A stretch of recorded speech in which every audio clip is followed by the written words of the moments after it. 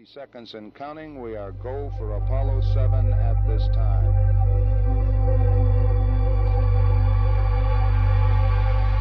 T-minus 50 seconds. The vehicle now pressurized and the vehicle is go as is the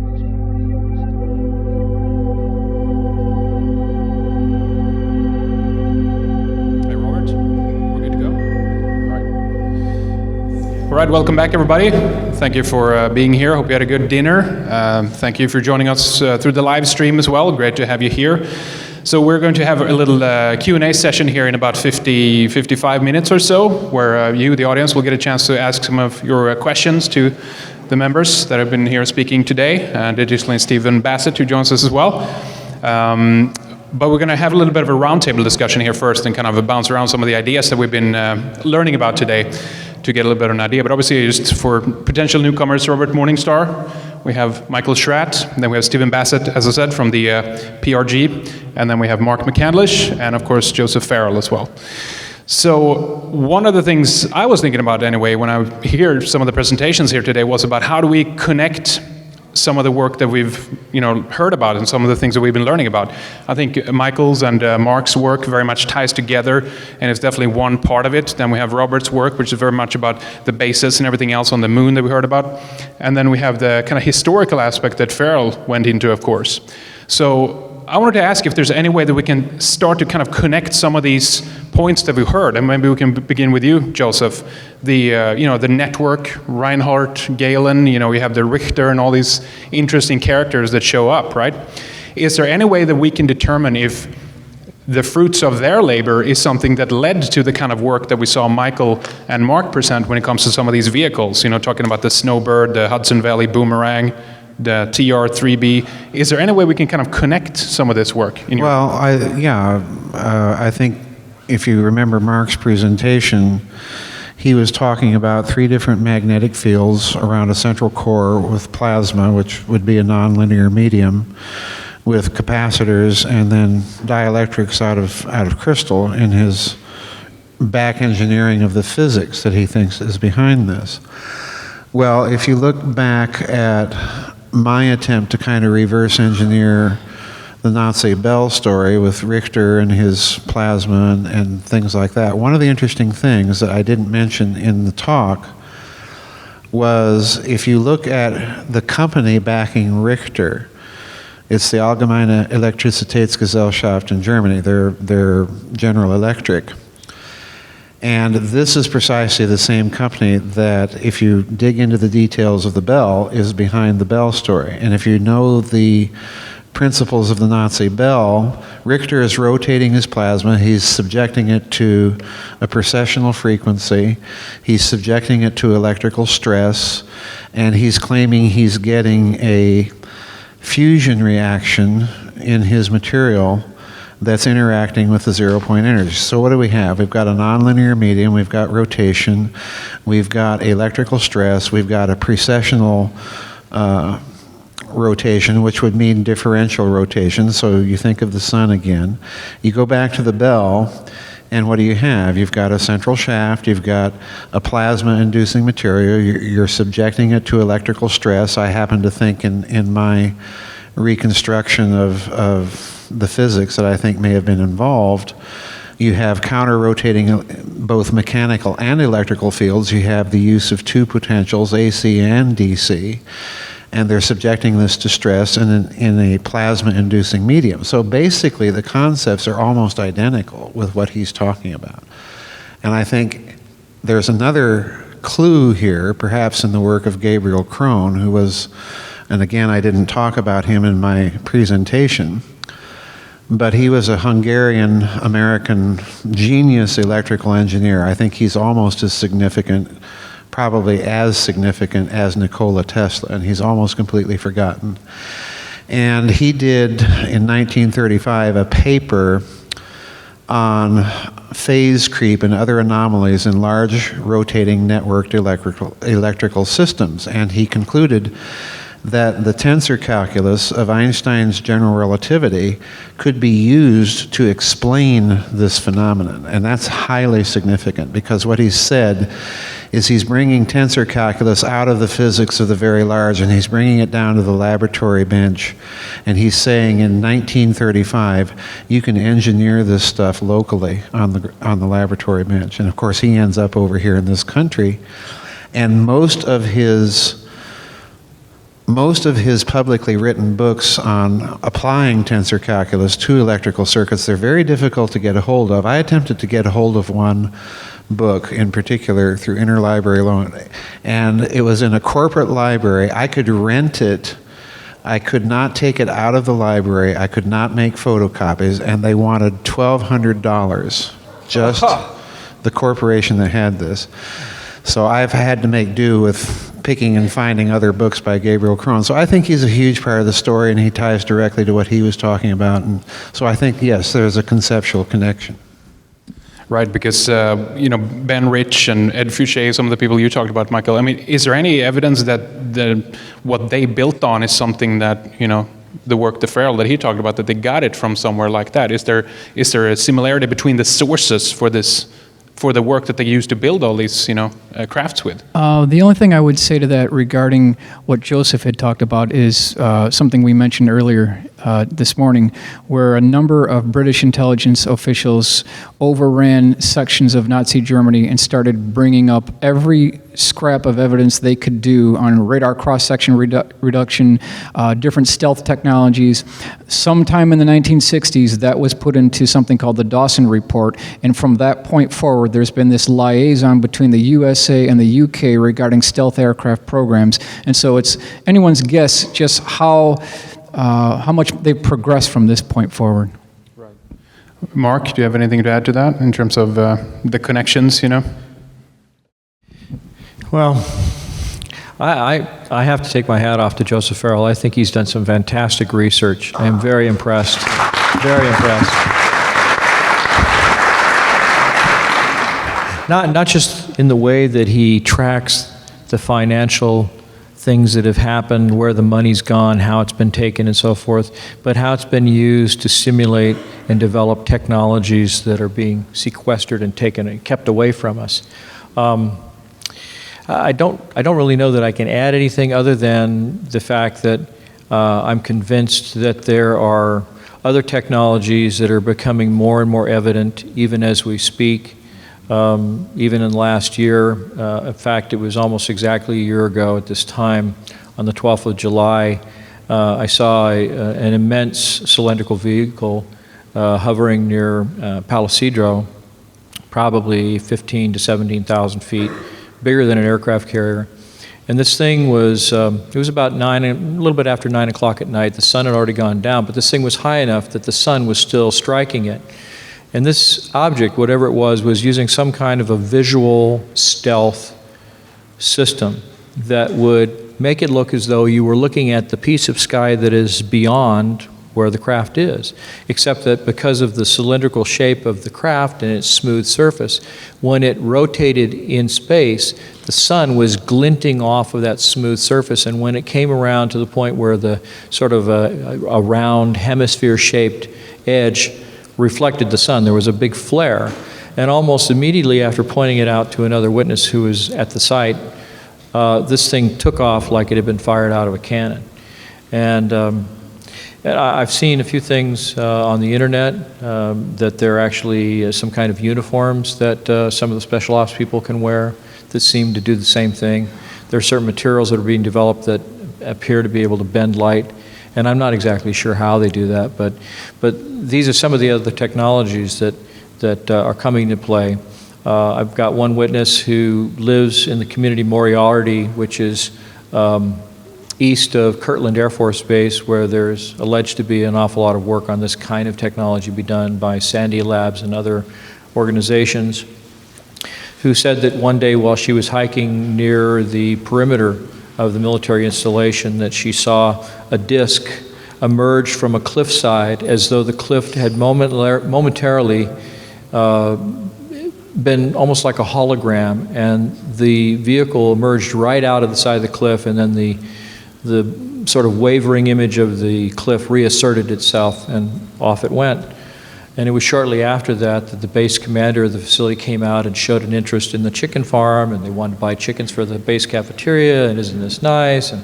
And so there was sort of this symbiotic relationship where if you don't talk about this stuff, we'll buy your chickens. So it was, but it's a true story, but that's not the only thing. I mean, I think I mentioned earlier, either in a discussion with some of the people I was talking to or part of my presentation, that there have been a number of sightings where there were what appeared to be conventional aircraft that were using exotic technologies that would allow them to hover or move slowly in space without producing any jet noise at all. And this young lady happens to be one of those witnesses who saw this.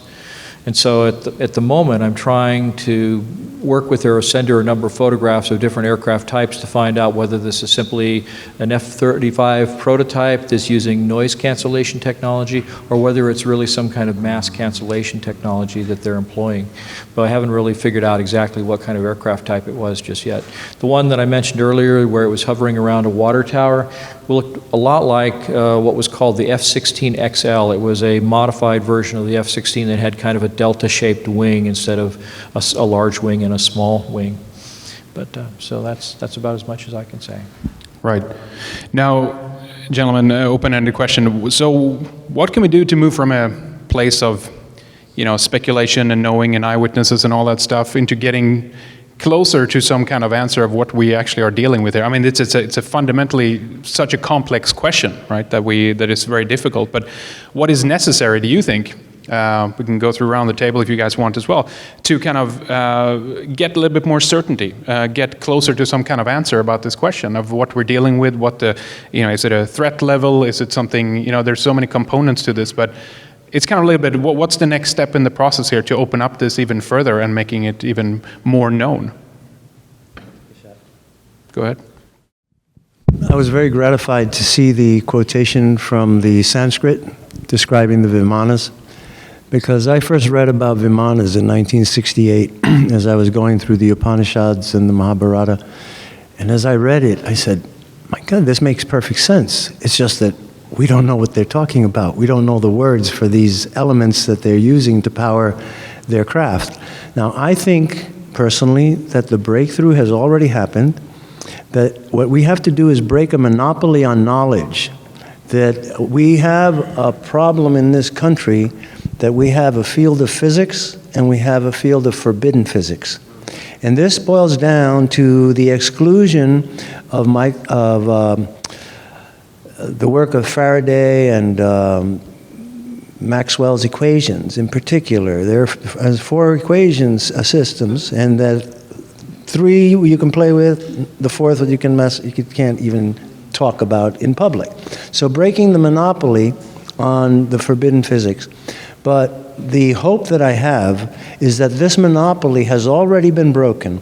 And I base this on a statement made by a very well-known Hindu scientist in 2010 who made an announcement that India has made a tremendous breakthrough in technology, that this breakthrough in technology is going to change the whole world. But because of certain protocols that they have to observe with regard to the United Nations and the United States, an agreement has been made that they will not speak about it for several years. The understanding I had from his statement was that it would be between 2012 and 2014 when the world is ready. And the problem is that we have this raging locomotive, which is the basis of our modern technology, the oil, the coal, atomic energy, and that this thing has a tremendous momentum. It's a financial momentum, it's a political momentum, spheres of interest, and that this locomotive cannot just be stopped. And so it has to be slowly arrested, and the transition has to be slowly begun. Now, I like to tell this story because the Hindu scientist said this. He said, many years ago, when Indira Gandhi became the Prime Minister of India, she called together a council of the top scientists, and she said, we are the Hindu people. We are the Indian civilization. We are 5,000 years old. Western civilization looks down upon our history as mythology, as legend, but it is not so. I want you all to delve into the Mahabharata, the Upanishads, and I want you to extract from that the technology of the Vimanas. I want you to translate and find out what those elements are, and I want you to make Vimanas. And that's what he said they did, and that this breakthrough, which he did not name, that is coming, is already in the works, but because of United Nations protocols and their agreement to keep it quiet, we have to wait a bit longer. And so the monopoly has to be broken, not just to the knowledge in the United States, but other countries are joining together to break the monopoly that the United States, Britain, and their allies in the forbidden science have taken. So I have a hope for the future.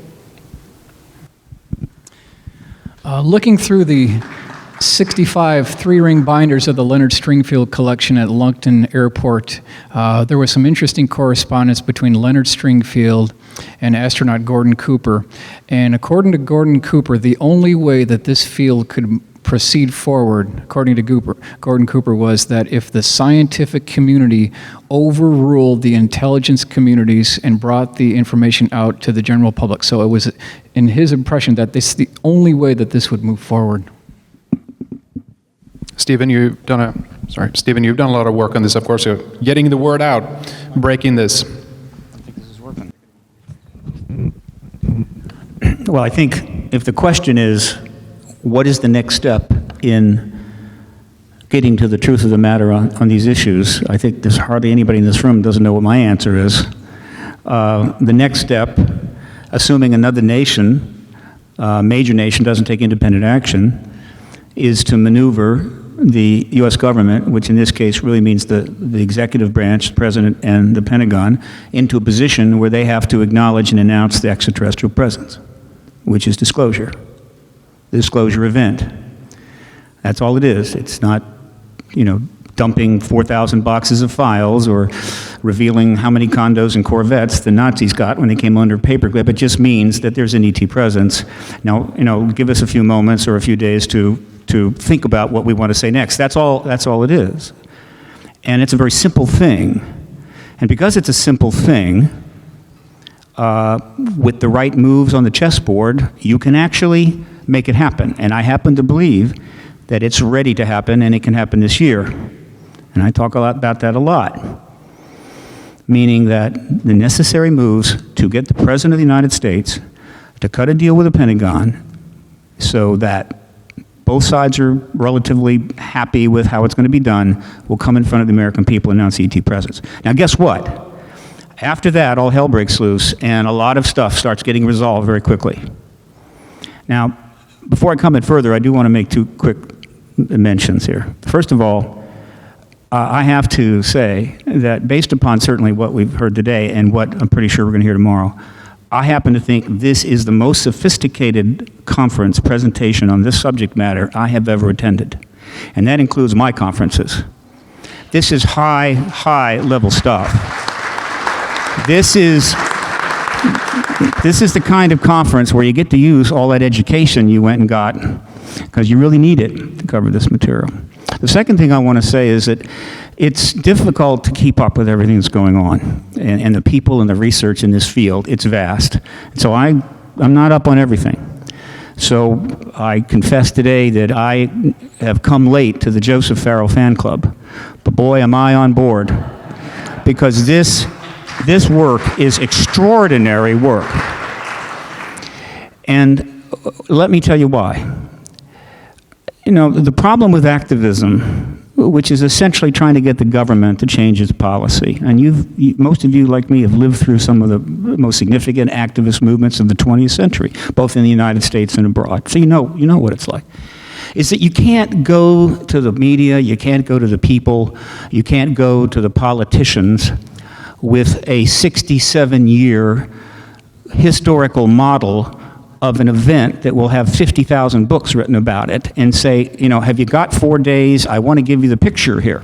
You have to create some basic fundamentals, get people involved, and then get a result. What are the fundamentals? There's an extraterrestrial presence. The United States government has withheld that acknowledgement. The United States government has ET technology, which has been absorbed into a massive secret world and research with huge amounts of money. And that secret world now contains a whole bunch of other stuff that you don't know about, from biowarfare work to everything else. The whole thing's floating away and getting away from us. And if we don't deal with it pretty soon and bring everything down, that's pretty much it. And we want the United States president to announce ET presence. That's pretty much it.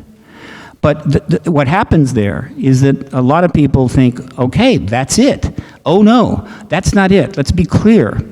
The truth embargo, which I casually refer to, was a massive program on which billions upon billions of dollars were spent, not only to keep the research secret, to keep the finances secret, and to keep the media under control, and the philanthropists out of the picture, and the universities pretty much out of the picture. A major 67-year effort that is unparalleled in history. And then the actual history of the phenomena and the ET presence, and of course all the scientific research, is vast. So we're sitting on this huge historical reality, which is not available in schools to learn about, and isn't going to be until the disclosure event takes place. So it's really kind of an odd situation. It's like there's this giant hole in the last 67 years of reality, and we're supposed to sort of not know about that, and then just sort of marvel at the things that are happening. We don't know why. Why did we suddenly end the moon program? Why is the shuttle program suddenly not there? And 100 other things. Oh, well, it's just the way it is. Oh, no, it's part of a large picture. Most of the picture just isn't available at your movie theater right now. And the last thing I'd like to say before I pass the mic is this. There was one critical moment in Joseph's presentation. Well, there were many critical moments, but there was one in particular that I noted. It came toward the end.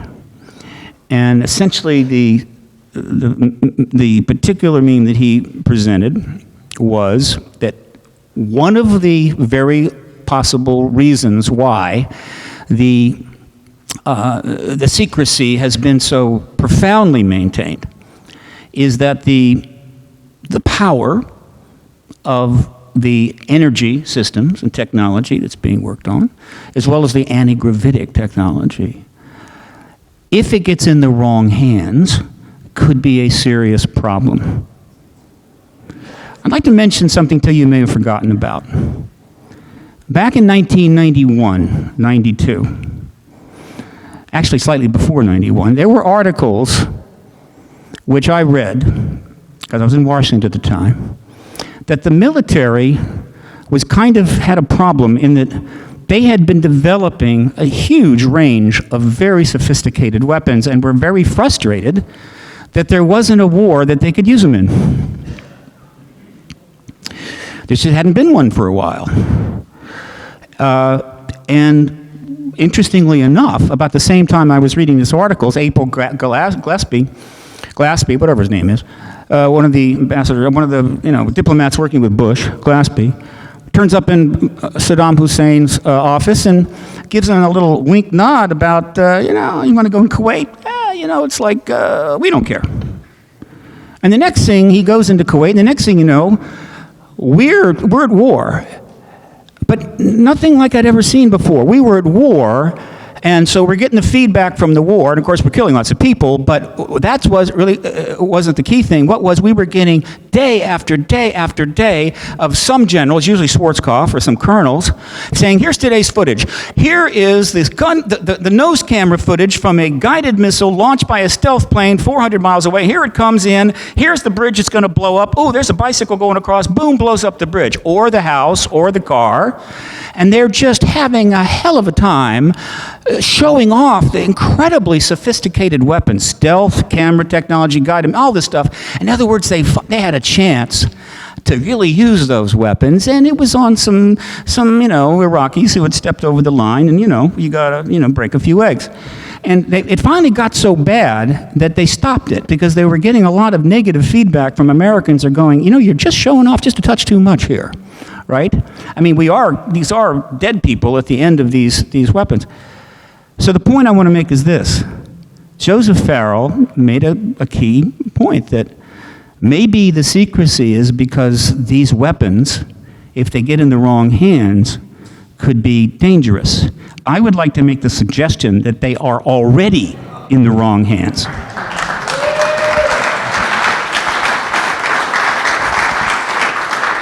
No argument.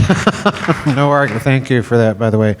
I just want to add something to what Robert said, and I think Mark has suggested this as well, and now you, that maybe the specific method that might be adopted to start bringing pressure, not only on the government, but in the wider community, is to show that there is a hidden physics, just like you suggested. And I call it public consumption physics versus hidden physics. You called it secret physics. Yeah. I think we need a history of all of the indications of that secret physics, number one. I think that's what we need. And number two, we need to show people in that history that this is dangerous stuff. This is very, very dangerous stuff. Like you said, it would make a hydrogen bomb look like a firecracker. So people need to understand that. But I think once they understand that, they're going to be able to see that behind all of these financial shenanigans and the non-responsiveness of the government and bankers that want no bailout oversight and so on, that this might be a possibility. I think that's one kind of indirect approach. I know it's not quite as direct as direct pressure on the government, but I think the indirect approach, educating people, is crucial to this. We need enough inertia to make that pressure work.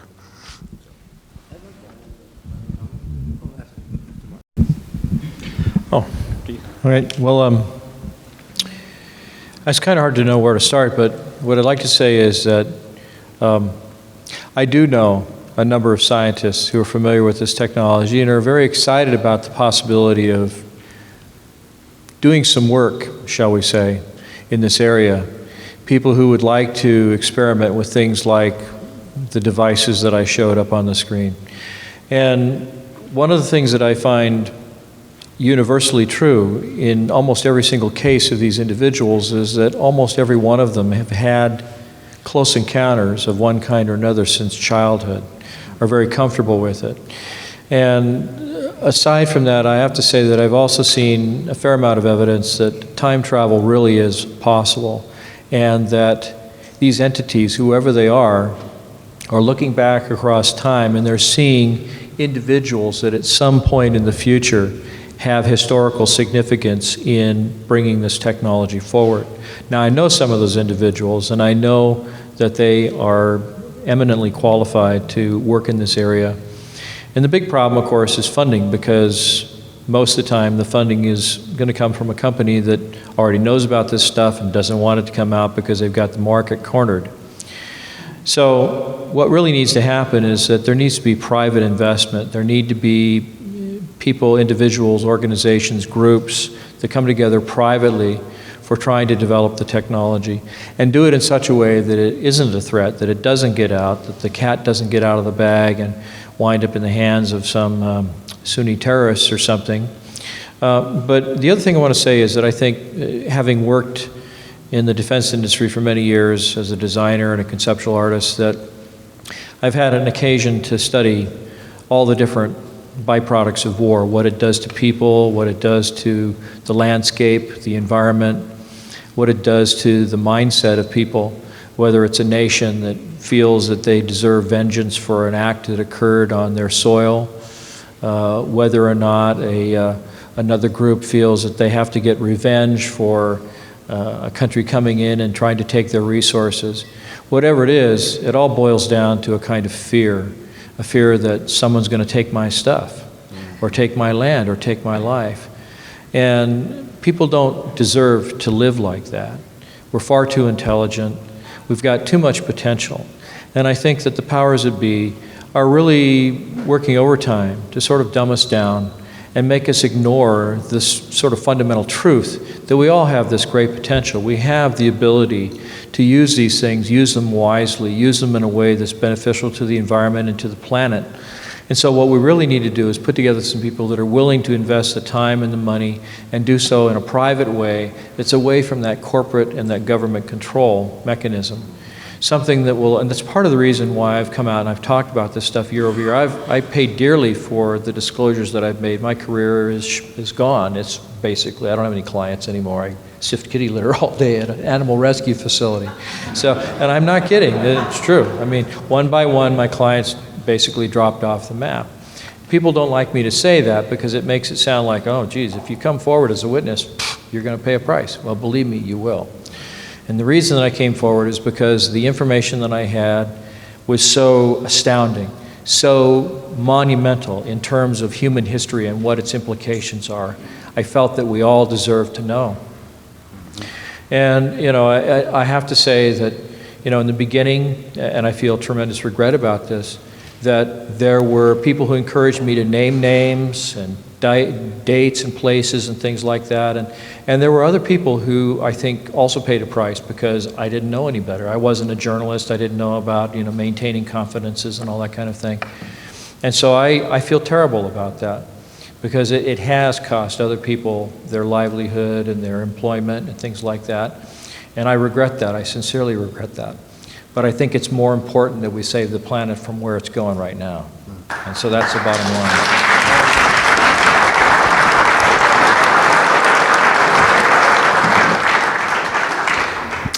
I wanted to return to the Brookings Institution paper, the white paper on the peaceful uses of outer space. I didn't really flesh it out. One was the religion part. The other great concern that they had was the destabilization of science. And the statement they made was that if we should encounter intelligent life on the moon, intelligent life in the outer space, and an intelligence that was so far ahead of us in this kind of technology, that it would be so distressing to scientists, doctors, and engineers that they might become so depressed that they might not even get up out of bed to go to work the next day because of the futility in their minds of having to catch up with a civilization that was 200 and 300 years ahead of us. So there are gatekeepers to science. And this is a monopoly that has to be broken. Let me tell you about something that happened to me in 2010. On October 13th, 2010, there was a massive UFO flyby and fly around New York City. Hundreds of UFOs were seen by thousands of people. You can go into YouTube and find it. CBS was filming people. Hundreds of people on 8th Avenue looking at spherical UFOs going around New York. On the following day, I was invited to a UN reception to award the Leonov Medal to the United Nations Ambassador for Outer Space Affairs, Mazlan Othman. And present as well were dignitaries from the Department of State and dignitaries, another dignitary from the United Nations, Mr. Propriatu, who is the chairman of the UN Committee for the Peaceful Uses of Outer Space. He was a Romanian cosmonaut who flew in space. And we hit it off very well. He was very affable and receptive, and I introduced myself as editor of UFO Digest, and he lit up. You know, he liked the idea. So then they had a panel like this, and they wanted questions. So I raised my hands and directed my question to Mr. Propriatu, and I asked him what plans the United Nations had for the contingency of encountering intelligent life in outer space. And he lit up. He beamed. Like I had thrown him the pitch for a home run. You know, it looked like that to me. He smiled. He got ready, and he said to me, to the audience, "The United Nations has many plans, many contingency plans, not just for encountering intelligent life in outer space, but even finding microbial life in outer space. And these plans, ... I'll stop there."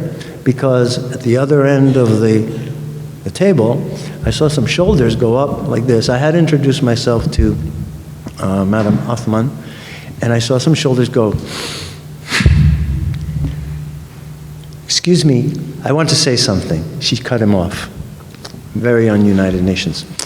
"I want to say something.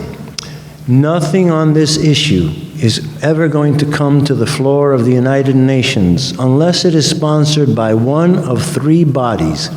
It has to be presented formally to the United Nations General Assembly by one of three scientific bodies: the International Association of Astronautics, the International Association of Aeronautics, and the International Association of Science.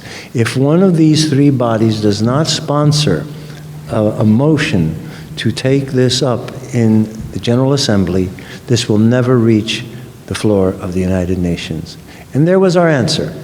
We have gatekeepers in science, the priesthood of science, a science that has established man as God and cannot accept a spiritual reality. And folks, we are dealing with something that we would have to call a spiritual reality. If we're talking about interdimensional travel, time travel, faster than the speed of light travel, we are talking about an alternate reality. I see modern scientists as prisoners.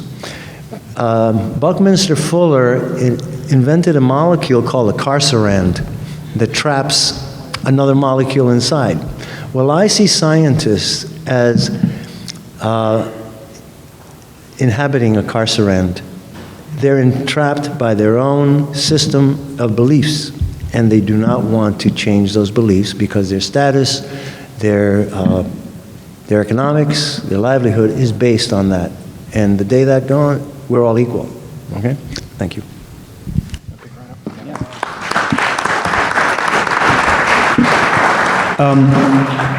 Yeah, you really touched on a very significant point. And it has one of the deleterious effects of this 67-year process we've been through is enormous impact on science. Let's be clear. The scientific method, in my view, is the greatest intellectual accomplishment of the human race since it emerged from its arboreal beginnings. It's an incredible thing. And the people that pursue science are doing extraordinary things. When you build a rocket to go to the moon, it can't be built on hunches, guesses, prayers, or anything other than the hardest of science, or it won't work. It won't even get 1 millimeter off the ground.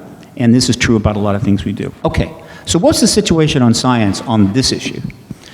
Well, first of all, about 20 years ago, this is 20 years ago, a poll was done of just scientists on their view with respect to the phenomena. It's similar to many of the polls that have been done with the general public. 50% of the American people consistently poll this phenomenon as extraterrestrial. Okay. Well, a poll was done of just scientists, and guess what? 50% of the scientists polled said this is extraterrestrial. Okay. That's interesting. All scientists, they weren't just doing astronomers, all scientists, biologists, archaeologists, whatever. 50%. Okay, great. It gets more interesting. The best statistics that I have seen on the conservative side, and this is something I'm going to be talking about soon, and I'm about to publish something of interest. 2% of the American people are contactees, physical contactees. It's a big number, it's about 7 million, which means that 2% of the scientists are contactees. You just alluded to that. Okay, so we got 2% of the scientists are contactees, that's a big number, and you've got 50% believe it's extraterrestrial, so we must have a significant scientific engagement of the issue. Peer review papers, institutions, all of that. No, we don't have any of that. We have the odd scientist that has stepped out, right? We know some of them. John Mack was a scientist, psychiatrist. He stepped out. Harvard tried to sack him. Cost him $250,000. And a few others like that. But that's it. And all the scientists working at the universities who are teaching and doing a little research, how many fully accredited programs on the phenomenon exist in the 5,000 colleges and universities? 0. Okay. And so where's the research being done on the energy? Well, the research on the energy issue is primarily being done by non-college trained garage inventors, okay, who are very smart, with the odd, BS and physics, sprinkled in there, and they're cruising along, and again, the physics is there, right? And one of the reasons it's there is that people have been seeing these things flying around for the last 60 years, and it's just like you see the birds fly, you come up with an aerodynamic wing. You see an anti-gravity craft coming, you start looking for the reasons for that. That's what humans do. They're very good at it. And so you got all these inventors, and they all keep coming up with little things. Well, guess what happens there? This is the citizen science situation. They file for a patent. The patent gets eminent domain. They file for a patent. It's not accepted, right?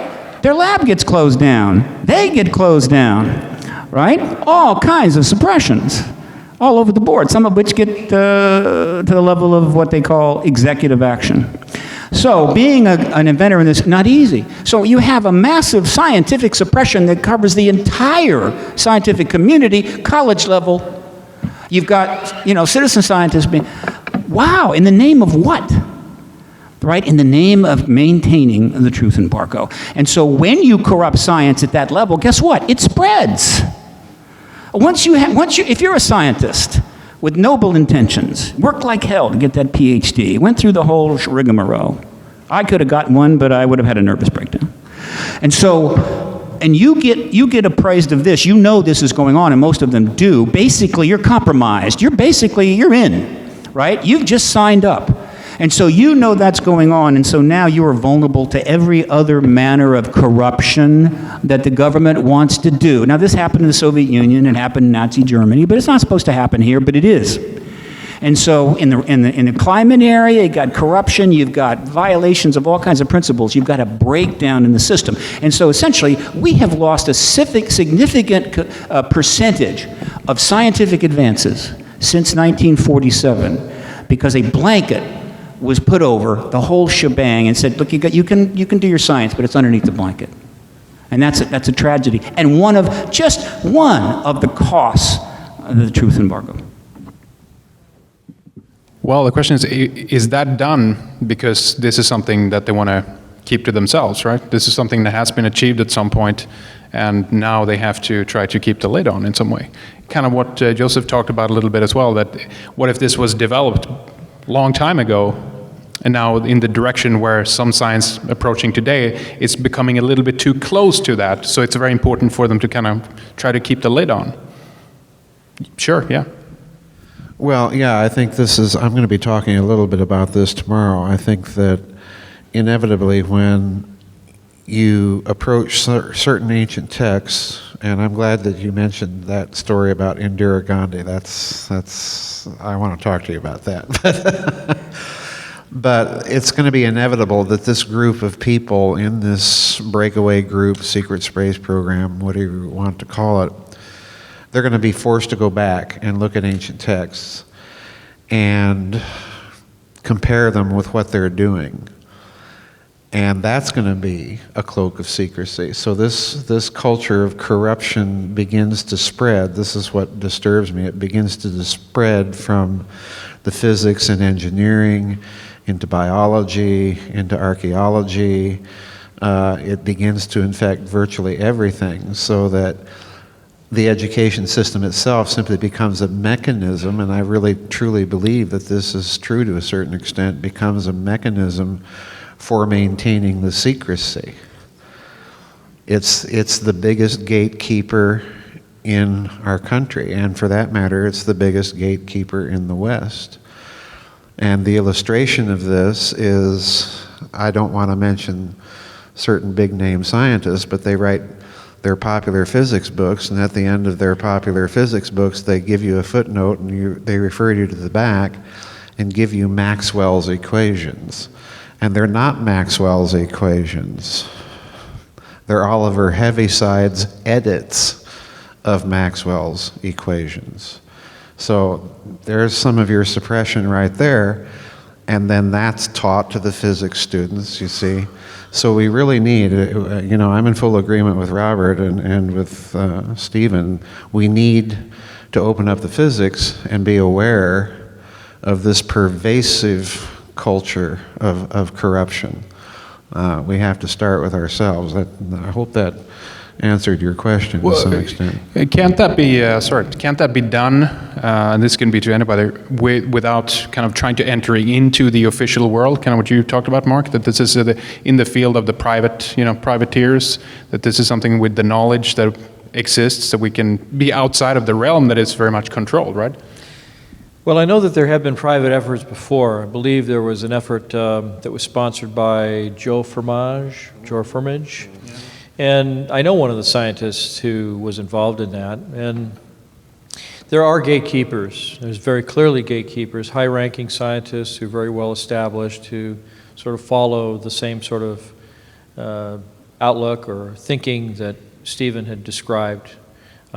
He was hitting all the notes, described it to a T, exactly the way it is. And the biggest problem with the private enterprise is that these investors like to see results very quickly for their millions of dollars that they invest. They want to see something flying within 5 or 6 months. They don't want to wait 5 years. They don't want to wait 10 years. They want it now. And sometimes if you're going to do the science right and do it safely and do it in a way that's not harmful to human beings and the environment, you have to jump through all the hoops and make sure that it is safe. And it takes time. It has to be done right. All the T's have to be crossed. All the equations have to be completed properly. And so it takes patience. It takes someone with the faith to know that it'll eventually produce fruit that's beneficial.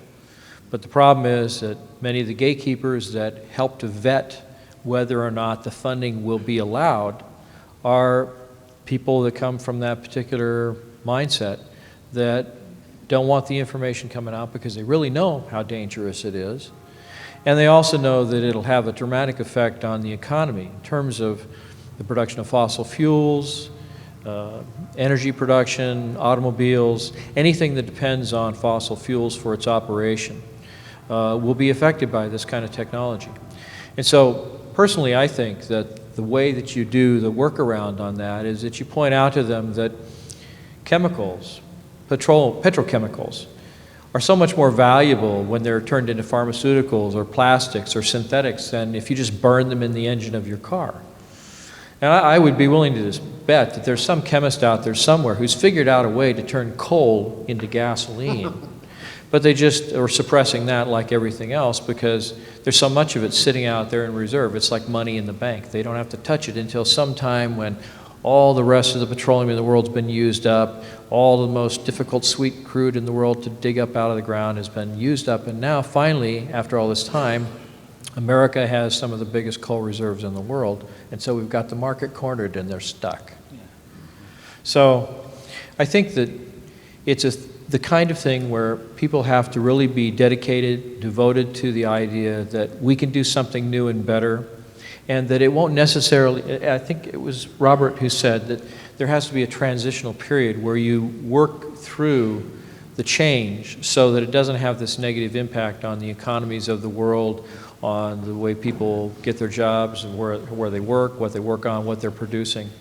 Because if you can do that, if you can make that transition gracefully and slowly, then you can bring about some big changes that will be beneficial to everybody and the environment.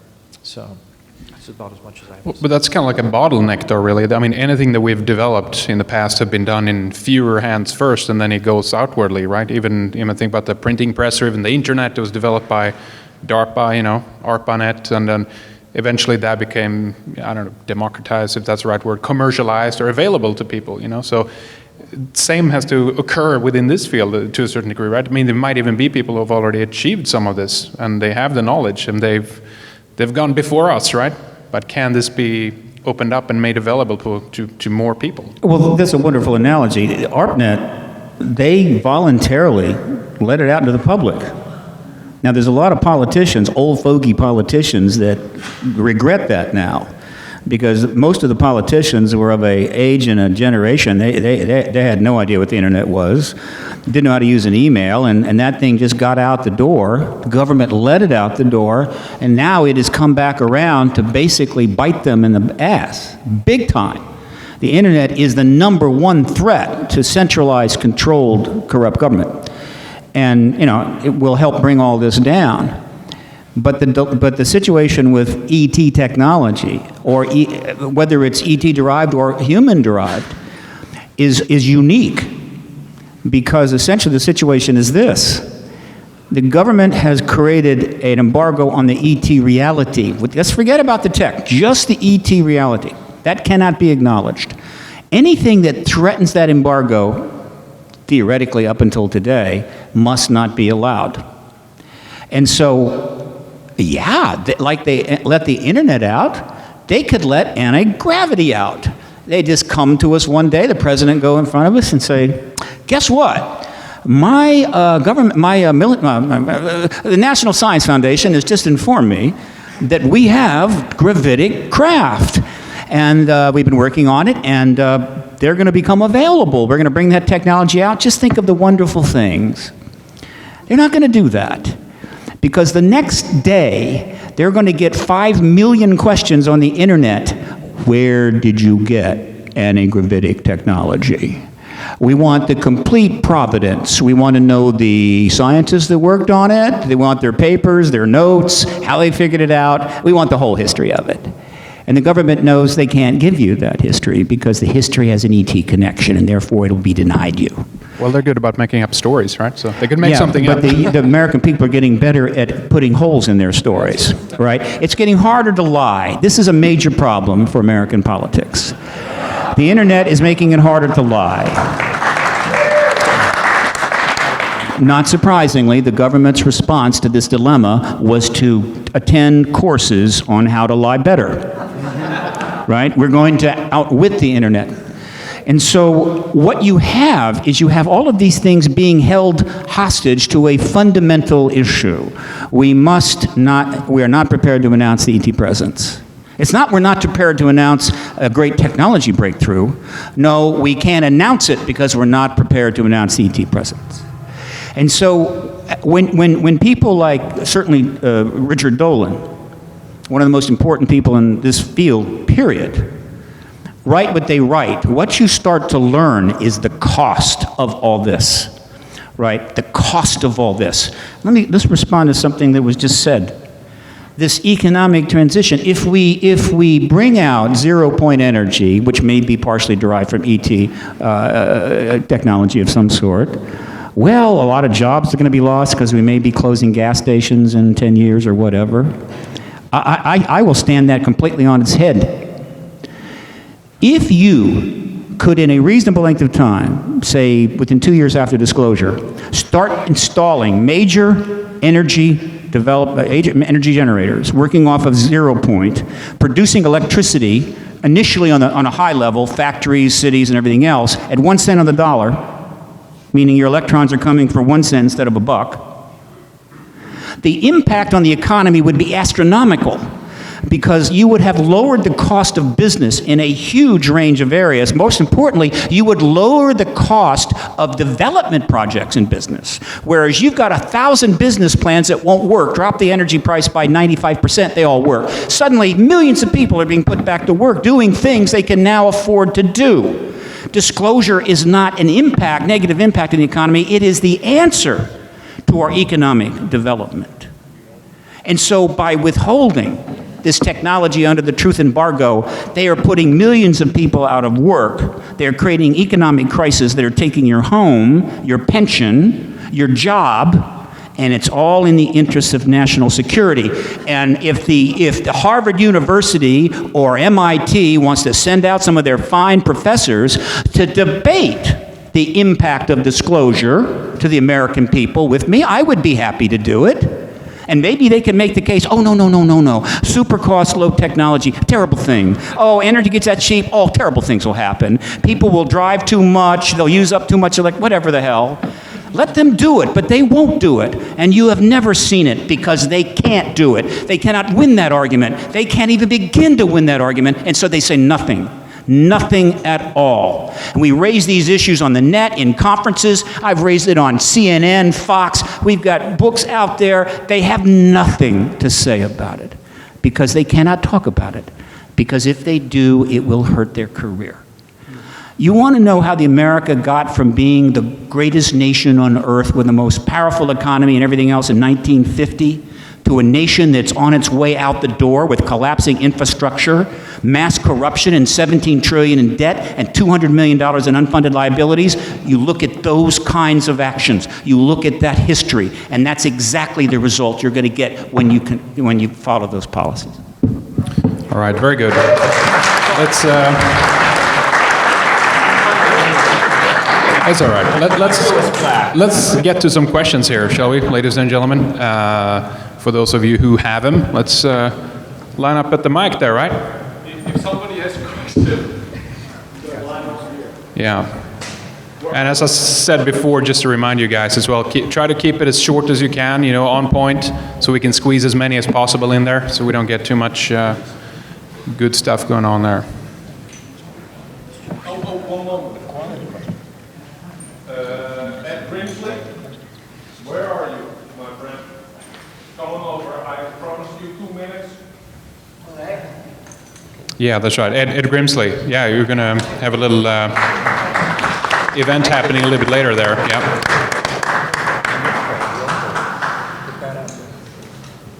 All right, just a couple of moments here, and then we'll get to the questions.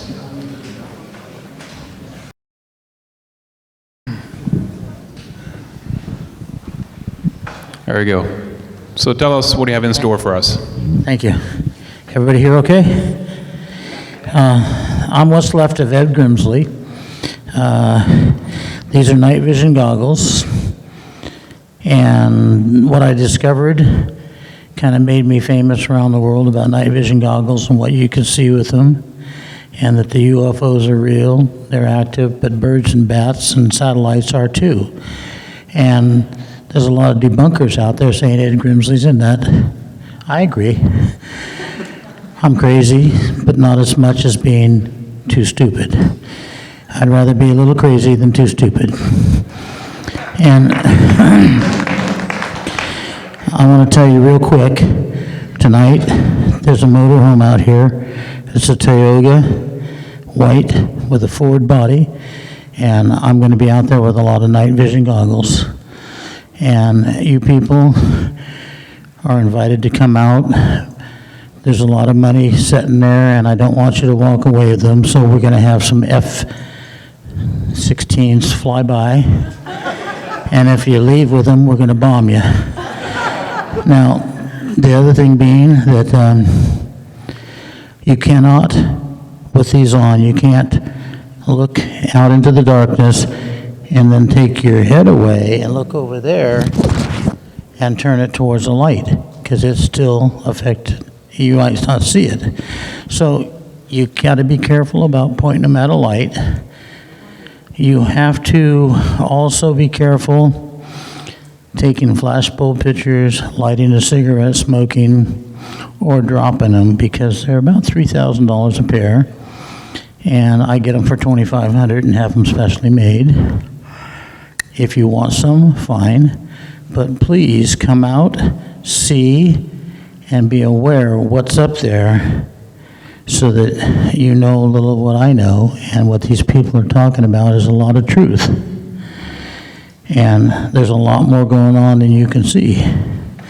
So I got to make this quick. Do not leave the area where we're at. Stay in one area with the goggles.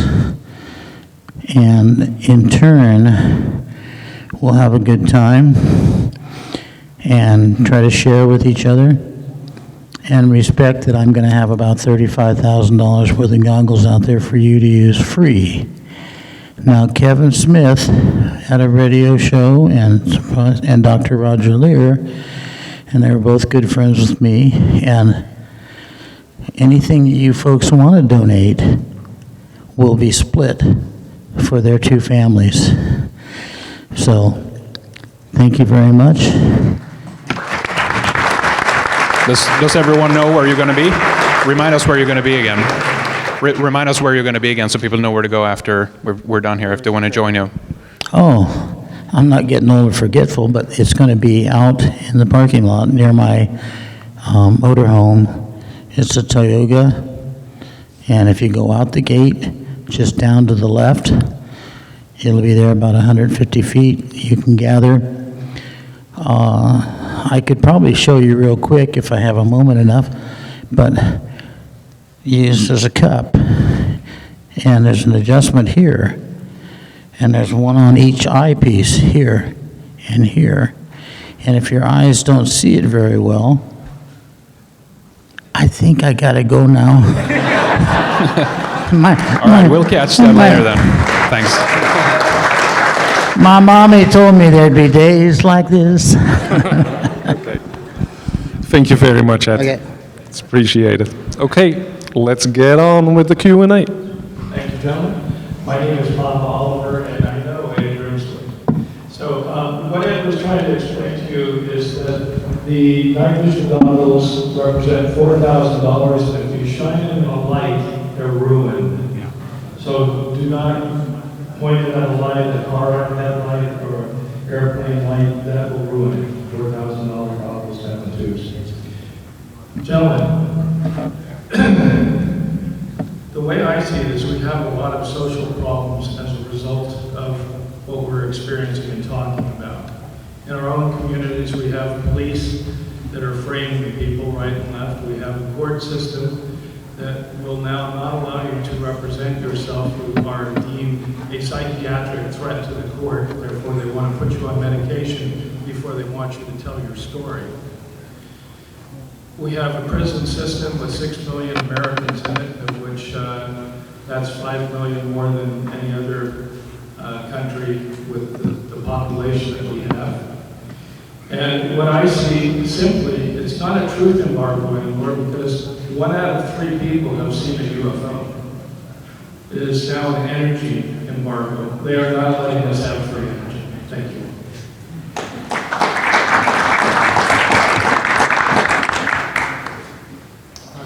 Jim Glenn, thinking of that statement I made earlier about how we can actually get this going. We've all been talking about that. I thought, we're sitting in Silicon Valley, full of people with money to burn. And we're in this age of disruptive technology. Like that's the new buzzword. There's lots of people with lots of money who could easily create a program like this and not even care about profit. We have Tesla, who's given away their patents recently. We've got SpaceX. What do you think the odds are? Or perhaps more accurately, what do you think the startup cost of such a program would be? What's the specific program? Do you want to direct that to somebody specific? Anybody? Want to pick up on that? Specifically, whoever feels most qualified. What program, define the program that you're saying you want to The fund? anti-gravitics program. A basic anti-gravitics program.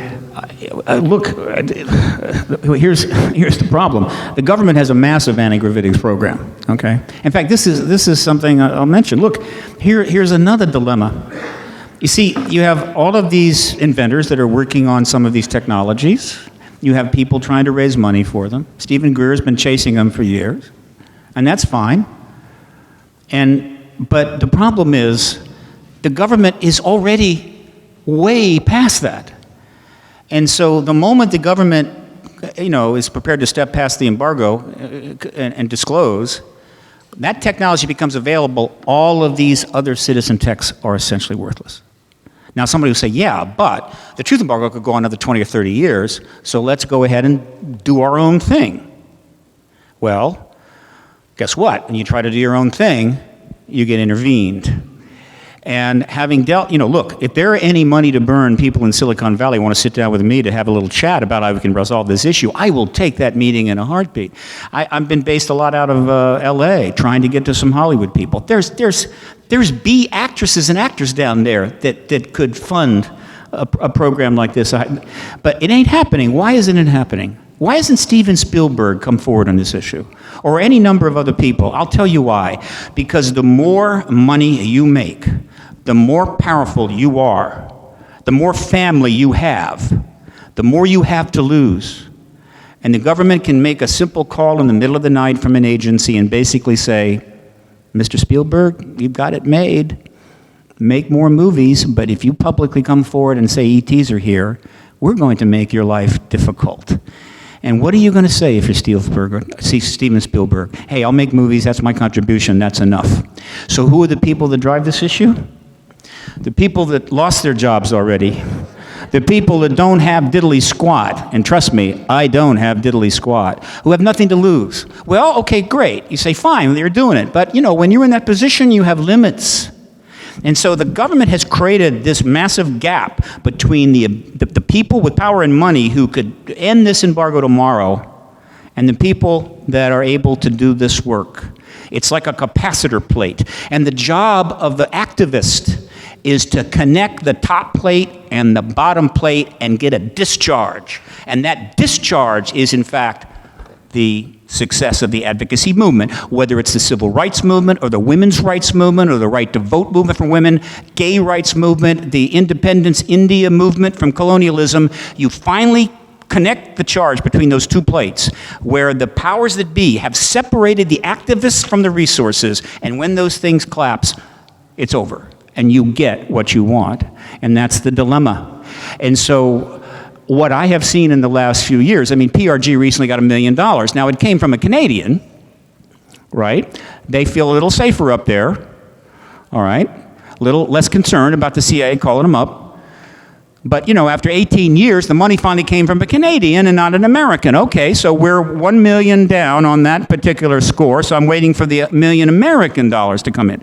But still, I have seen enough people and dealt with enough people to know that there is a huge barrier for the people with funds in this country to step into this particular issue. And I'll drive that point home. Probably more money is spent in 1 year on saving whales, and I love whales. More money is spent on saving the lives of whales in this world than 10 times all the money spent in this field, activists and research, since 1947. It's $30 to some $40 million a year is being spent on anti-whaling. Whaling is okay. This issue is verboten. So you see the problem, right? But there are people out there that are starting to cross the line. They're starting to go, I can do this. I can back this. I'm not afraid anymore. And that's one of the reasons why I think disclosure may be very close, because I do think they're going to come forward. And if they do, some of them may want to fund private anti-gravitic research. And that's a noble thing. But I would say to them, before you put millions of dollars into a citizen anti-gravitic research program, why don't we end the truth embargo and find out first what the government has so your money will not go to waste? All right, thank you. Next question. Henrik? Well, thank you, gentlemen. My name is Deborah Tavares, and I'm with StopTheCrime.net. My interpretation of space maybe is a little bit more expansive than space. I look at it as our space in front of us right now, and I'm looking at United Nations policies that are knocking on all our space doors right now. And I'm looking at frequencies that are causing mind control. I'm looking at poisoning of the water, the air, the food supply, and I am looking at Star Wars technology that is set up for mind control. So I really have to question everybody. Are you sure you have free will? And are you sure your thoughts are your own? Because we've got AI now tracking, monitoring, and poisoning you. And on StopTheCrime.net, we have a NASA Word document that our research team found. It legalizes all aspects of weaponization. It legalizes microdust sprayed into your lung tissue to commit certain pathological missions. It legalizes acoustic weapons, chemicals and biologicals, unmanned vehicles, viruses sprayed, poisoning of the food, water, and air supply, and said it will kill anything that moves, anywhere, any place. And the only concern here is the self-replication and uncontrollable replication of nanotechnology. Now, there are many people wandering around now in increasing numbers that are targeting individuals from frequencies and are being absolutely decimated by a technology of the silent weapon system that is killing and taking us over. And I heard you talk about the need to have education, and I absolutely agree. We have to connect the dots, but I think we have to connect it first on a fundamental level, where sadly so many poisoned and toxic people can't even understand where attention spans are 5 minutes max, where the education system is so dumbed down that people aren't able to add 2 and 2 because under Common Core curriculum that now equals 5. Do you have a question? I'm getting to it. Thank you very much. I'm trying to paint the picture first because I was listening to you painting the picture.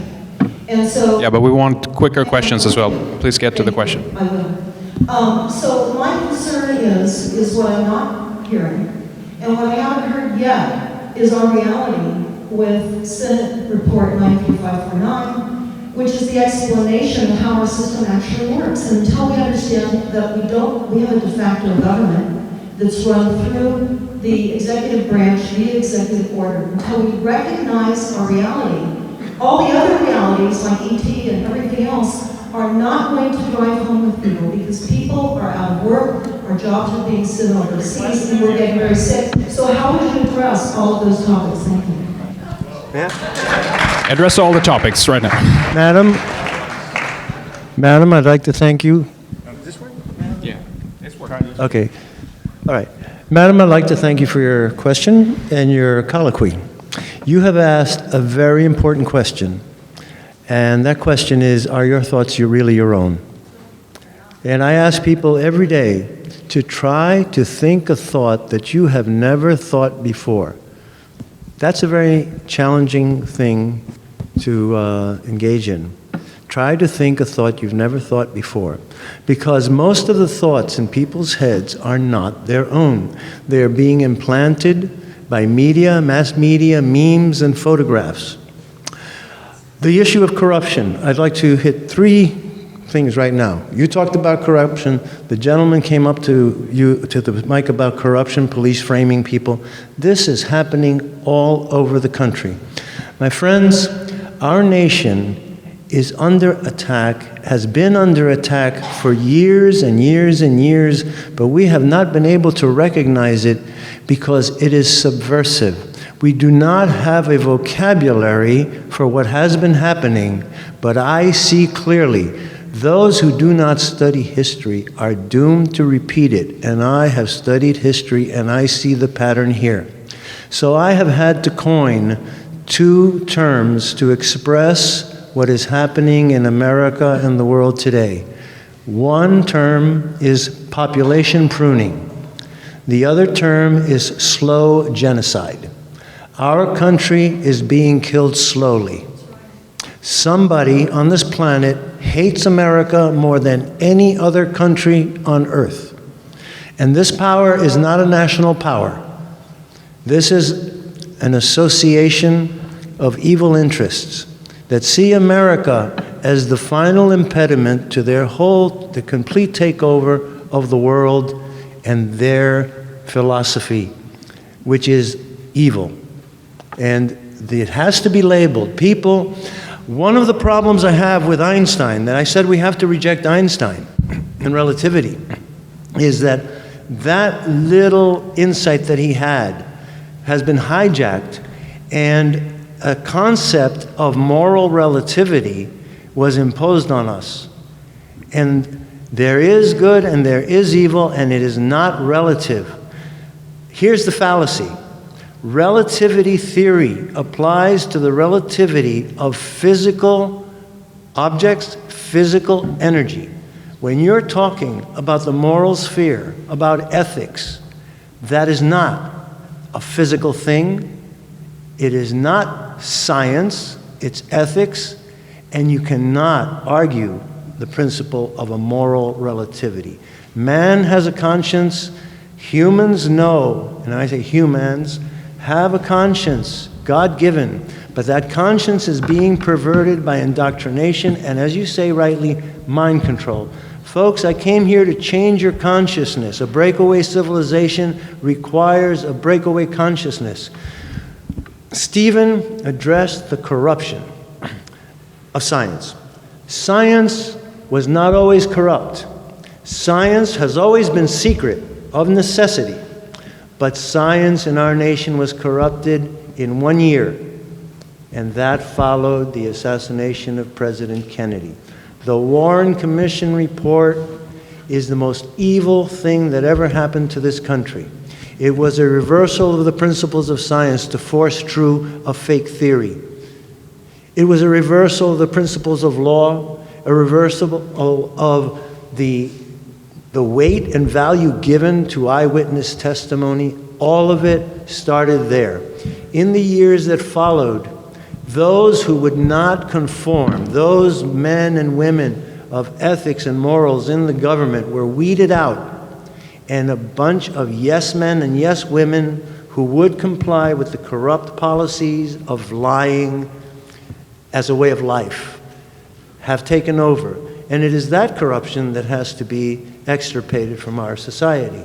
And it is you who have to do it by recognizing the corrupt politician from the uncorrupted politician. Thank you. Next question.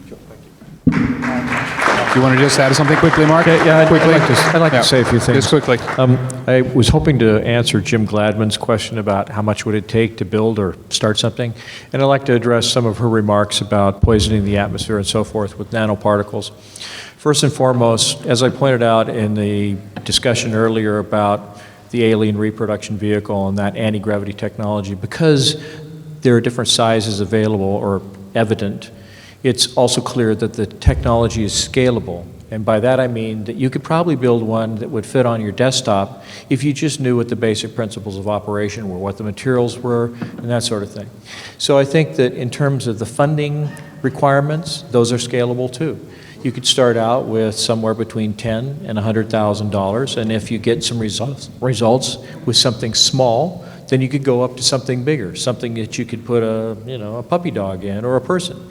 But you have to start small and build up so that you can establish a proof of concept. Now, as far as what this lady down here in the front row was saying about poisoning the atmosphere and so forth, I live up in Redding, California, and we see this all the time. And not only is it being used to modify the weather, but I think it's harming the environment. I'll give you a couple examples. The aluminum oxide nanoparticles that they put into the atmosphere and the barium that they use, these are two of the components that you find in thermate explosives. And so when this material eventually filters down into the environment, there's a fire, or when there is a fire, you see fires that are very difficult to put out, especially in the forests. Now, the other side of this is that aluminum oxide is a conductor, and so when you have lots and lots of these nanoparticles in the atmosphere, it raises the electrostatic conductivity or electrostatic nature of the atmosphere, so you get more lightning strikes, so you get more fires. Some of the fires we've had in Northern California in the last 4 years have been immediately after heavy chemtrailing campaigns. Now, one of the things that bothered me about this incident with the bombing in Boston during the marathon was that the conservatives out there didn't want anybody picking up this copy of Rolling Stone because they were glorifying one of the Tsarnaev brothers on the cover like a rock star. But what that same issue of the magazine talked about was how all of the soot that's created by these forest fires is drifting up into the northern hemisphere and is covering the polar ice caps and lowering the albedo so that it's melting much more quickly.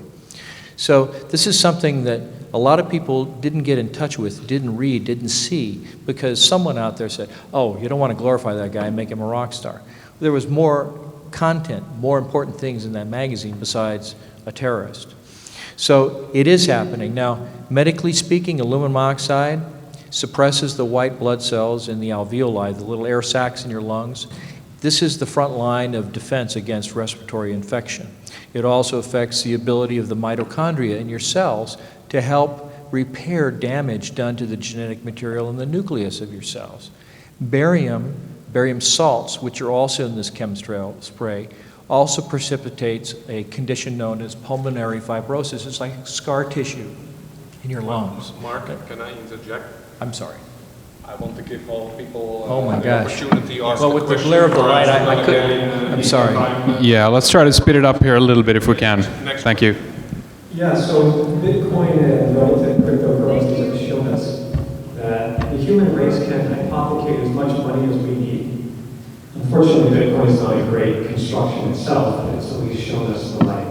So I kind of have a thought or a question for everybody, which is, how long should we wait for the existing system to reform itself? Or how long should we just create a new reality? Thank you. Can I interject? Joseph, can you address the Bitcoin? I don't know anything about it, to be quite honest, so I'm sorry. Does anybody have a comment on Bitcoin? This partially will respond to the nice lady that laid out some important points. One of the dilemmas we have now in trying to, quote, address the ills is that because after 67 years of abuse of power and other bad mistakes made by our government, the U.S. right now is in what I call multi-system dysfunction. And it's roughly the equivalent of a person who is suffering from 12, 15, 20 different afflictions. And you're a doctor, you're going to try to, quote, heal this person. Where do you begin? Right? And that's how you die. You don't die from a single thing. You ultimately die from multi-system dysfunction, and that's what we have now. And so it's really tough. It is a major mess. We've allowed too many things to go on too long. And so it's like, what do? I have said this many times, and I will say it again, and then I'll pass the mic. When you're faced with a situation like this, you need something profound, something that is capable of breaking through that whole array of dysfunctions and getting to you suddenly to a place quickly where you can possibly you're in a new paradigm where you now have tools to deal with those things that you didn't have before.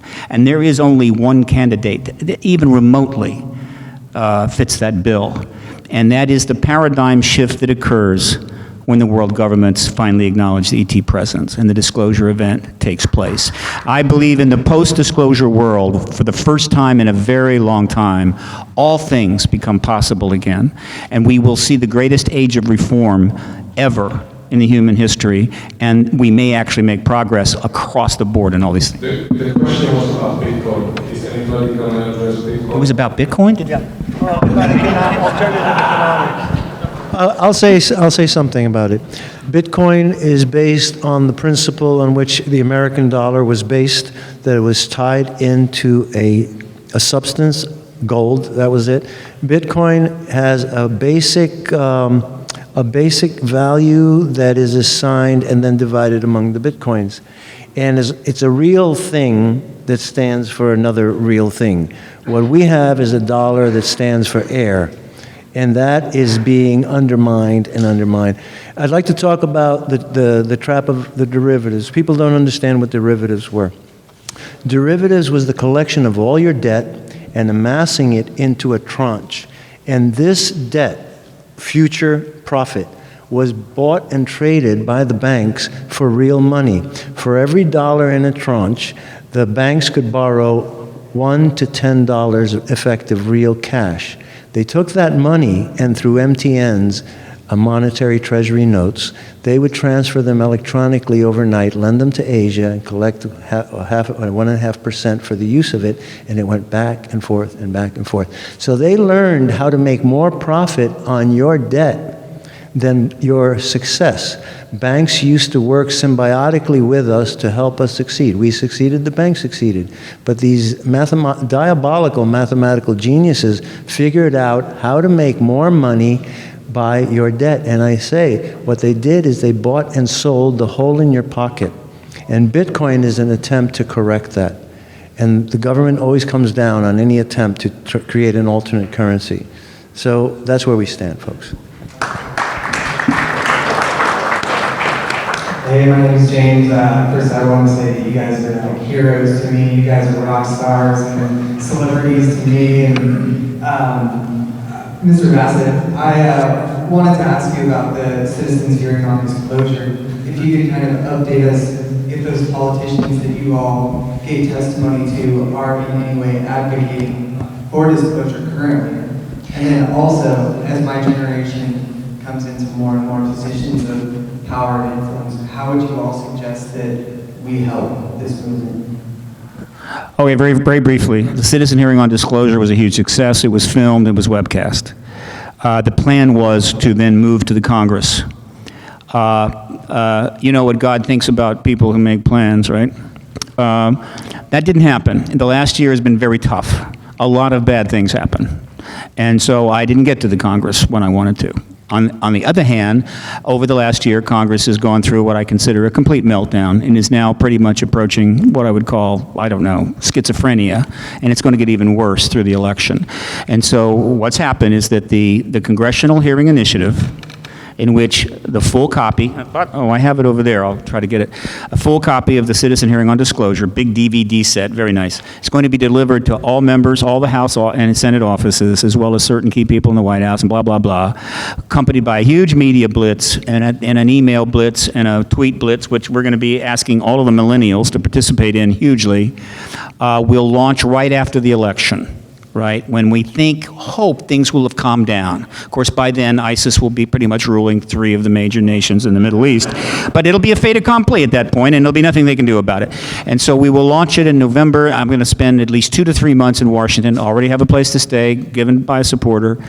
Still trying to raise some bucks, like to get about another $40,000 to drive this baby home. And I hope to have a commitment to have hearings and maybe even a hearing set up by late January of next year. That's where things are. If we get the hearings, we have several hundred witnesses ready to go to the Hill tomorrow. This is one right here. And once the media sees men like him and many others testifying under oath before Congress on this subject, that's it, folks, because I know what the media will do. It'll be a massive frenzy, and we will get disclosure. Next question. Thank you, gentlemen. This is to anyone, really to everyone. But regarding disclosure, it does sound very amazing, but surely the intelligence agencies and the diabolical people in them have thought of this way before any of us were talking about it.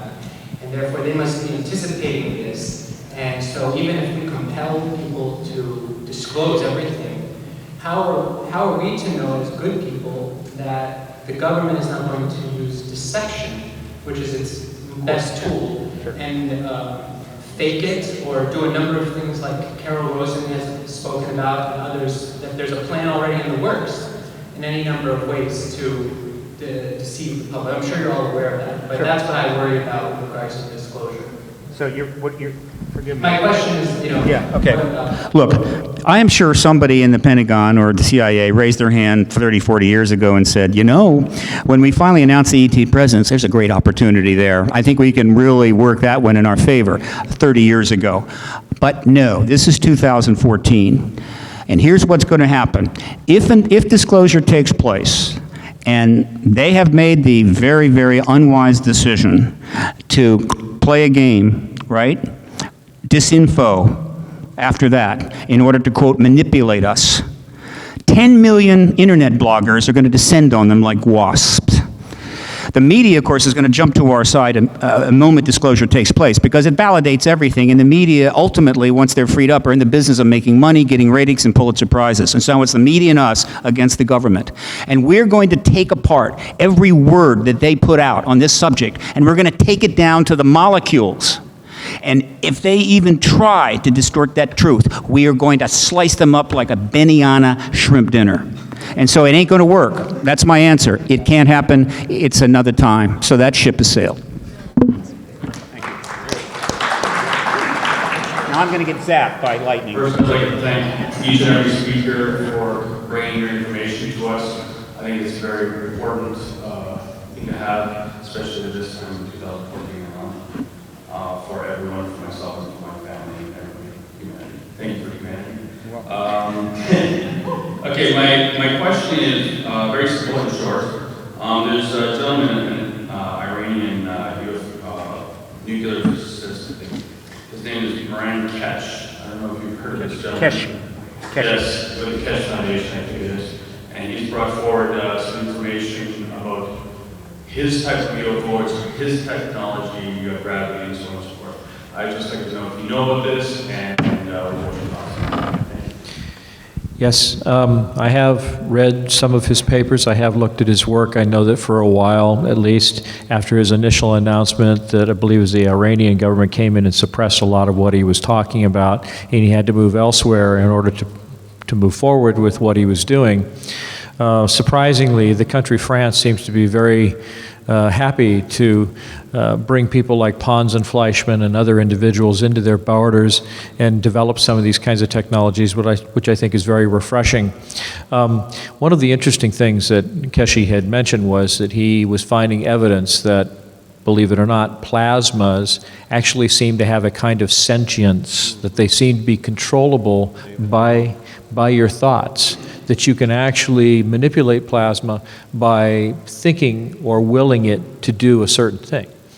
So it really raises an interesting question whether or not a lot of people all thinking positive things about plasma couldn't bring about some really magnificent changes just by asking for some help.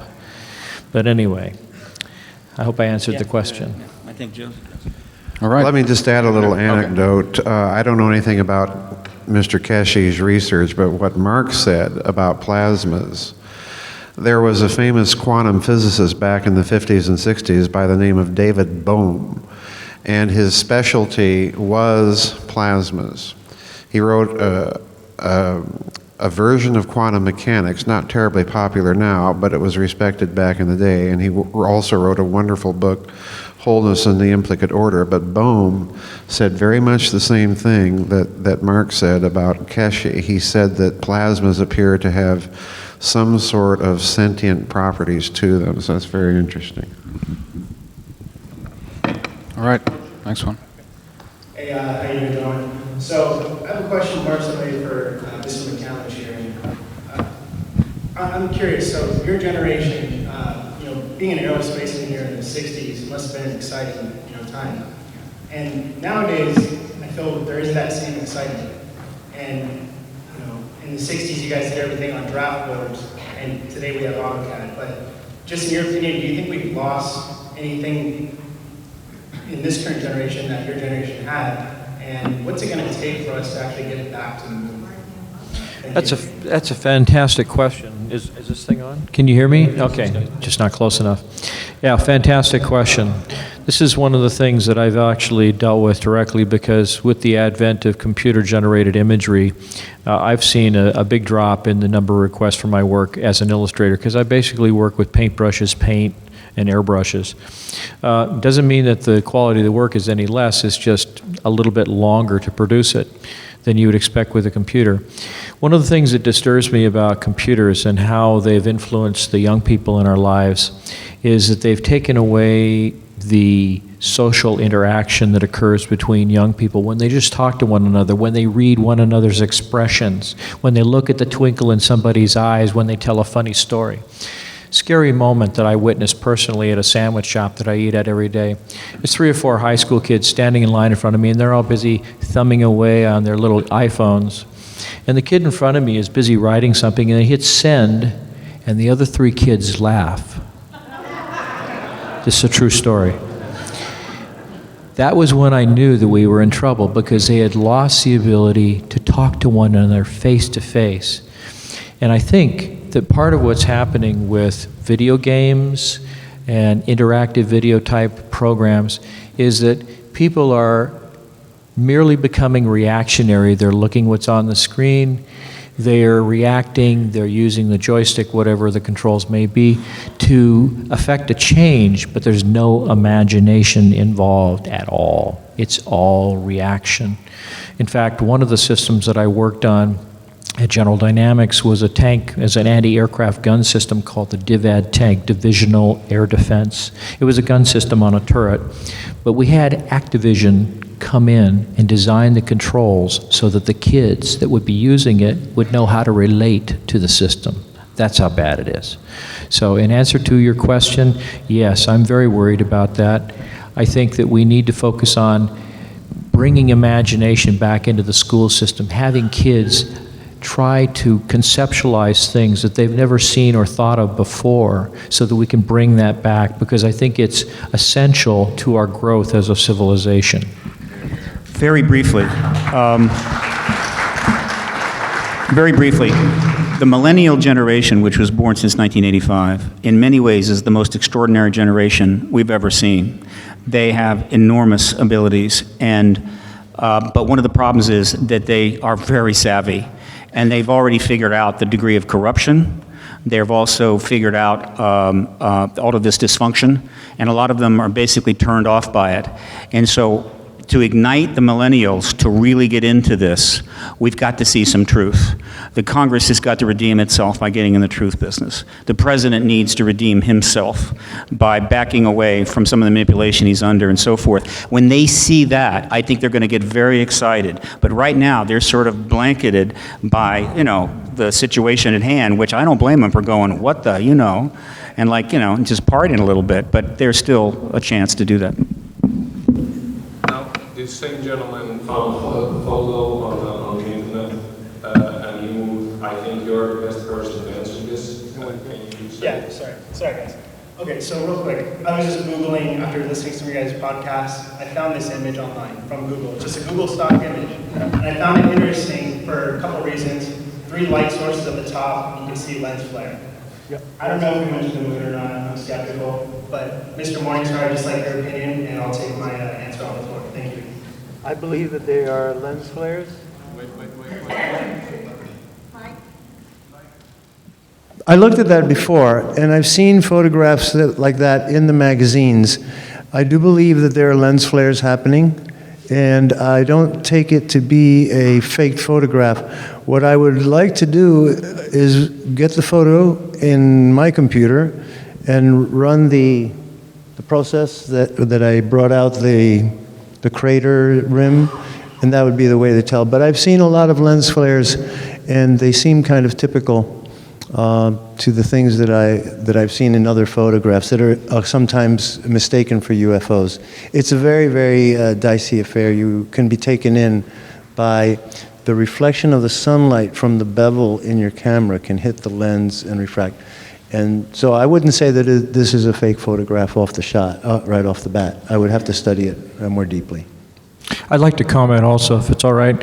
One of the things you'll notice if you study the photograph closely is that you can see that there are multiple crosshairs in different places, and that in some spots, like right above the lunar module, you can see a pair of crosshairs, which means, and look at the border along the top, this is actually 3 separate images that have been merged somehow. And so you get artifacts when that kind of a process occurs in the development, bringing the image together of 3 different camera shots. You get different perspectives. You also get different kinds of lighting effects. And so very often people see pictures of the moon and they see a blurry spot where there's this overlap between the data, the digital information that has come from the original source, and you wind up saying, geez, that looks like a skyscraper that somebody tried to hide, well. We still have 10 minutes left. Question, 1 minute answer. Okay. And I saw my first UFO because of your guidance. Thank you. Joan, I can understand why a corrupt elite, they want to keep the lid on, but why would ETs go along with it? Why wouldn't they simply say, we're tired of you messing with your fellow human beings and we're going to get very blanket on you guys? In my alley, guys. I hate to say it. I'm asked that question all the time. 1 minute, less than 1 minute. Here it is. The ETs aren't going along with it. The ETs have been conducting their affairs in such a way as to drive the disclosure process for decades. Right? Every year they go back to England, plop some more crop circles down in the fields, even though they know there's thousands of people there with goggles and ultralight airplanes and everything else. What they won't do is what we call a force majeure event. In other words, under their protocol, whatever it is, they're not going to land on the White House lawn and blow this thing up and destroy the social contract of 200 nations. But they are driving us towards self-disclosure. Done properly, that gives us a couple of years to absorb it and deal with it and study it and watch thousands of documentaries. Then open contact, I think, will take place. So they do not oppose disclosure. They just want it to be human disclosure first and then ET contact.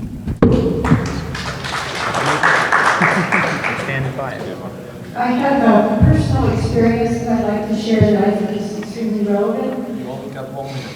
But other people have spoken longer. This really That is is true. important. I know the NASA portfolio in the White House. I really need to say this. Yeah, but we have to leave here. But I'm going to say this, okay? I know the NASA portfolio, the space portfolio in the Reagan White House. And I can tell you from personal experience, I know time is short, come up and see me, I'll be here tomorrow too if you'd like to know more. But the bottom line is, I was personally in the meeting when the top people in Jess Moore, who was head of the shuttle program and head of Goddard, they came into the Chief Domestic Policy Advisor, who was my mentor, Dr. Mark Anderson in the White House. And they asked for lots of money for their space program. And Dr. Anderson, in my presence, and I kept the official record, said, you're not going to get any money from the Reagan administration.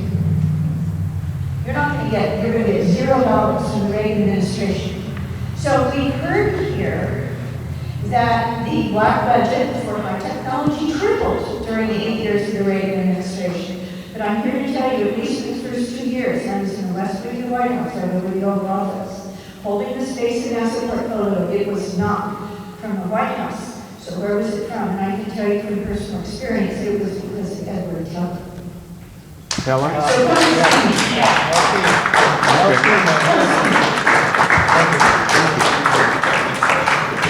All right, next one. Thank you. I'll make it real short and real sweet, but I wanted your opinion on my thoughts. And my thoughts is that it's all our fault that we let this get out of hand and we haven't put a stop to the crap they're doing to us long ago.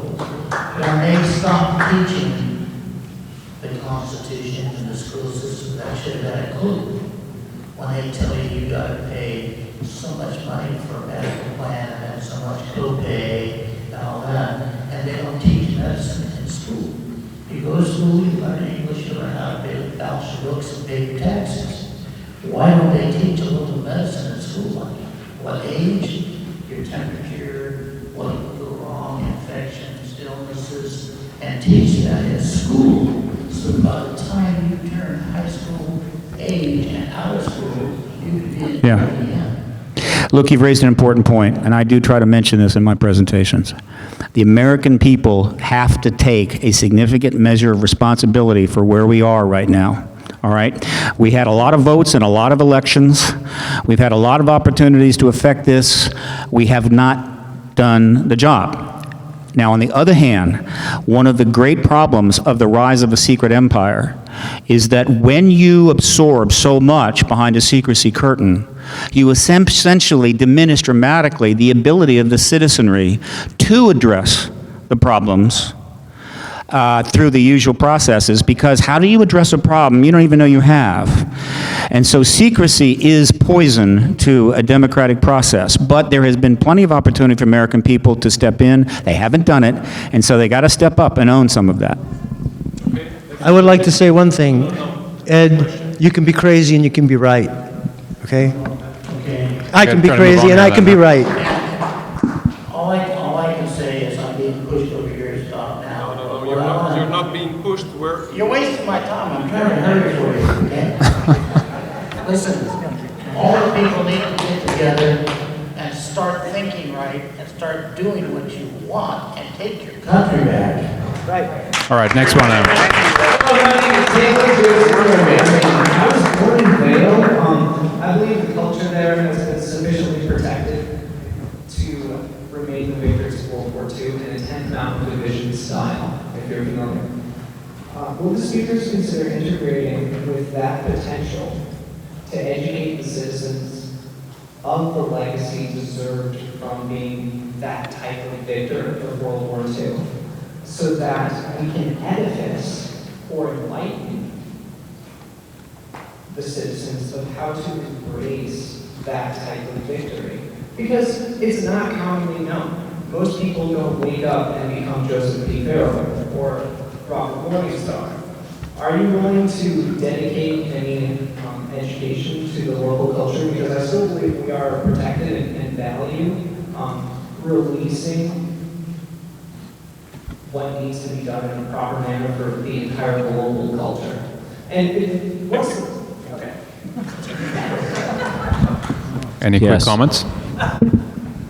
Yes, as far as education is concerned, that's the most important thing. We're educating as many people as we can, and it is my hope that you will go out and educate your friends, because when you isolate the knowledge in yourself, it just will lie with you and will not spread. It's my hope that you will take this debate And don't be afraid of debating. Don't be afraid of raising your voice, standing up for what you believe. I feel the millennial generation is too docile. You've been taught to be too courteous, never raise your voice, never get angry. Look, sometimes anger works. I don't advise it all the time, but like I said this morning, I'm an eagle, not a beagle. Don't treat me like a dog, right? Or I will bark and bite back. So you have to get a little, men, you have to get a little more manly. Women, you have to get a little more womanly. In the old way that we were. We've all lost a lot because we become too docile. We become afraid to speak our opinions, right or wrong. Speak your opinion, defend it, debate it. If you're right, you will be accepted. If you're wrong, you will be corrected, and you will be better for having been corrected. All right, two quick more questions here. We can squeeze it in. Thank you. Mr. McCandlish's geoengineering chemtrails thesis is chapter and verse equal to Mr. Whittington's on our moderator's Bedi's website, radio program, which I only just heard just last night. A pat on the back to Mr. Palmgren. The question is for Mr. Palmgren. Would you be kind enough to reach out to and try to make contact with Guy McPherson, who will have some observations on this issue? It's a dose of castor oil. No one's going to want to hear it, but I believe it fits in with Mr. Whittington, his neighbor's thesis, and this lady's thesis. It's about runaway greenhouse effect, and I think we all should hear it. Would you please be kind enough to try to make contact with Guy McPherson? Just Google "nature bats last." Very great job, Mr. Palmer. Thank you. I'll promise to Google it, okay? Thanks. I think it was shown definitively this morning that some of the stuff you see in the sky is stuff that man's made. There's a hypothesis that we reverse engineer and that there are ETs involved.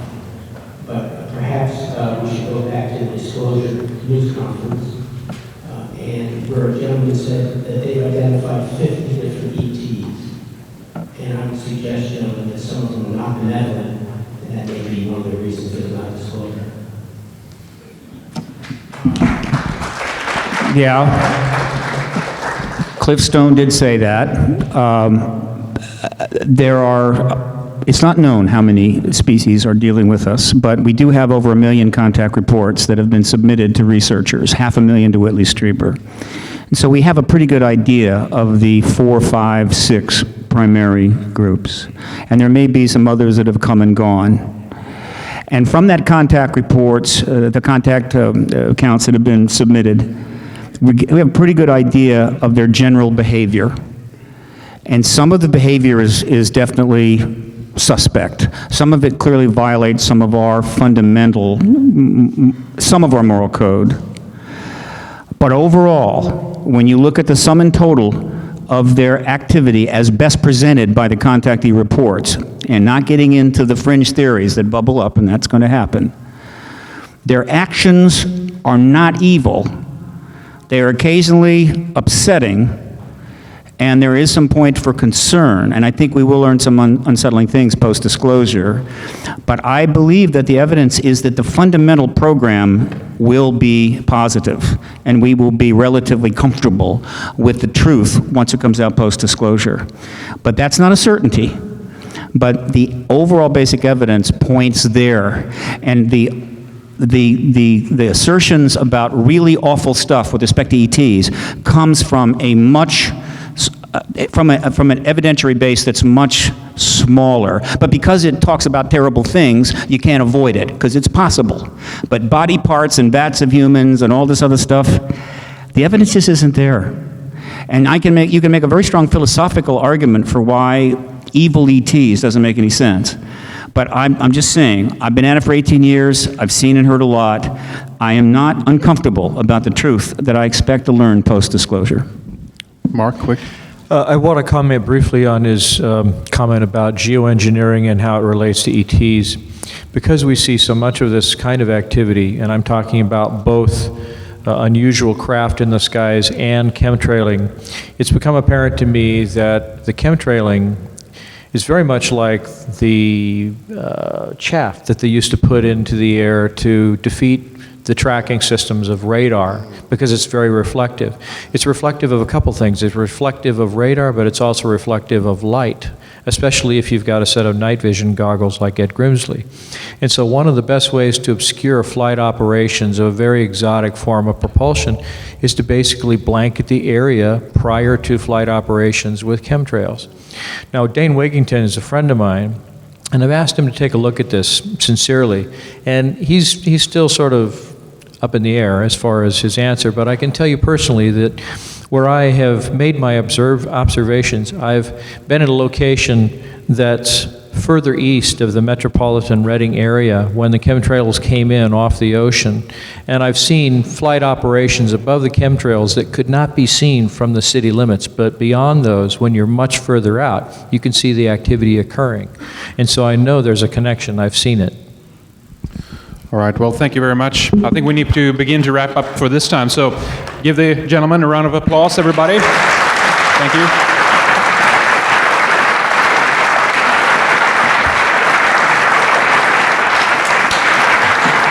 All right. We need to wrap up here for now then, and I hope we see everybody tomorrow, obviously, at 8:45 for another day. Excellent stuff ahead, so I hope you join us tomorrow. Thank you, everybody.